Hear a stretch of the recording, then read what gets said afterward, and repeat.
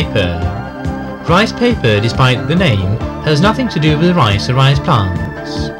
Instead, it's made from a large shrub, Tetrapanax papyriferum, in the West generally referred to as rice paper tree. Rice paper tree is found everywhere in Taiwan at altitudes between 400 and 1500 meters above sea level. It's a tall shrub with large fingered leaves and a remarkably straight stem.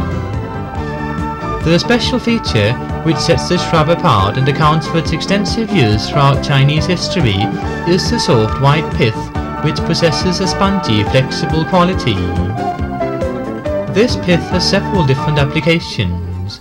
Primarily, it's used in the making of rice paper, simply by drying and cutting it into thin layers just like peeling an apple.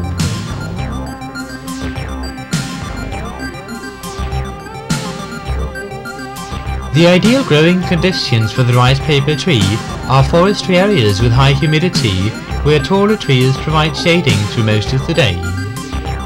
The shrub propagates easily and grows very quickly, reaching a height of several meters within the 4 to 5 years before it's felled. Only the pith of the shrub is used. This pith is unlike most anything else found in the world of nature, in texture and colour rather resembling an inorganic material such as polystyrene or foam rubber. As mentioned earlier, the special properties of the pith have numerous different uses. It can be used for protecting lenses and optical instruments, and it's a common ingredient in the preparation of Chinese herbal medicines. Decoration purposes, the specialty of the Jisen Company, are another widespread application. Here the finer parts of the pith are cut into paper-thin pieces and dyed in various different colours. Consider the wide number of applications, combined with ease and high yield of cultivation, and it's no wonder that this industry is growing rapidly. The largest cultivation areas in Taiwan are the mountains of Hsinchu County, followed closely by the mountainous regions in the east coast in Hualien and Taidong counties. Hsinchu City is the main centre of processing and distribution. Let's now take a look at the initial step in processing the wood fibre. The shrub stem consists of a core of pith surrounded by a shell of a firmer wood-like material. The pith core is shaped like a long club, thin at the base and wide at the top. The pith is separated from the rest of the stem simply by applying pressure to the base, whereby the pith is squeezed out through the top. It's very important that this is done within a short time after the stem has been filled. The pith is now dried, contracting a little in size and attaining the characteristic light and spongy texture. Finally, it's cut into shorter sections and divided into categories according to the future use. We here see how the cutting of the pith into pieces of specified size is performed. Without knowing the origin of these perfectly regular, bleach white cylinders, one would certainly think they were made of a synthetic material.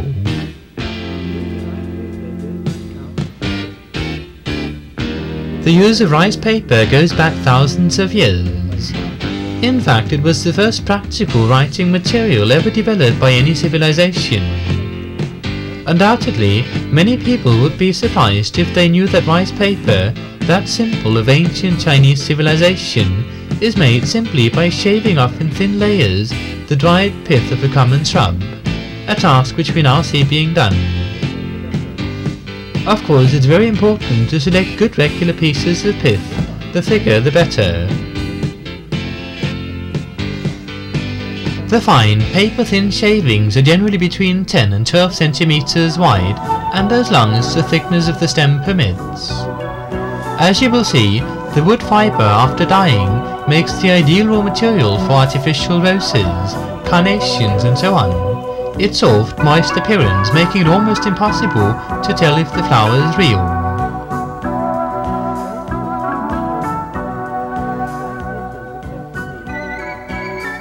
Owing to its strong absorbent property, wood fibre is exceptionally easy to dye.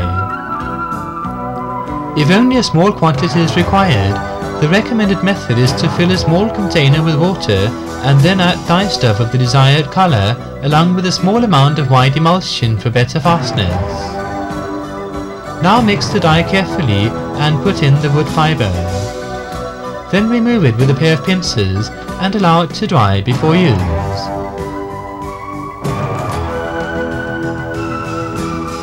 We here see how the wood fiber is neatly bundled and packed as it's being prepared for shipment.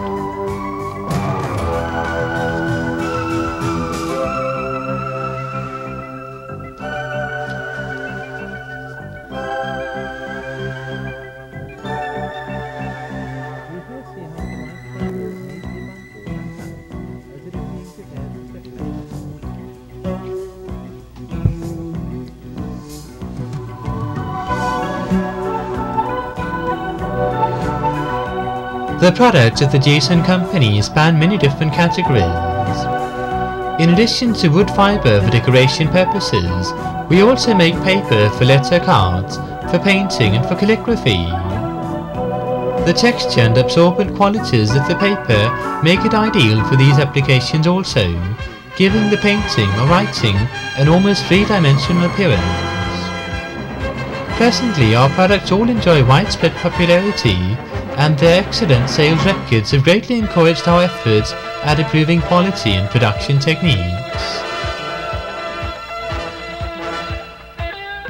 Since the establishment several decades ago, Jason has worked hard to promote its product to a greater and greater market.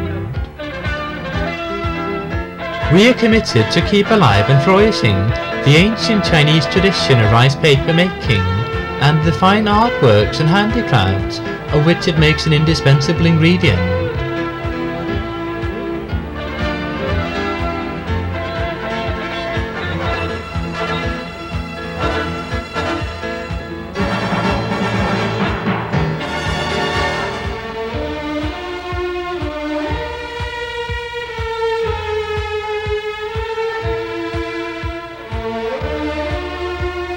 The Jason Company has always adhered firmly to the fundamental principles of quality and service, which are such an integral part of the way we do business. Our fame and prestige today bear witness of our past success and stand as a firm commitment to customer satisfaction.